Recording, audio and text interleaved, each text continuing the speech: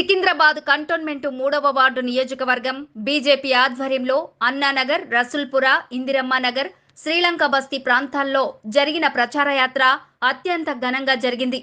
Malkajgiri parliament నియోజకవర్గం BJP అభ్యర్థి మాజీ మంత్రి ఈటెల రాజేందర్ పాదయాత్ర నిర్వహించగా మహిళలు, యువత అత్యధిక సంఖ్యలో పాల్గొని స్వాగతం పలికి హారతులిచ్చి వెంట నడిచారు.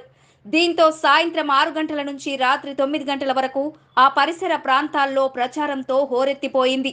అత్యంత జనవాహిని కదిలి రావటంతో అభ్యర్థి ఈటెల రాజేందర్ కూడా పాదయాత్రలో పాల్గొని ఓటు వేయాలని అభ్యర్థించారు.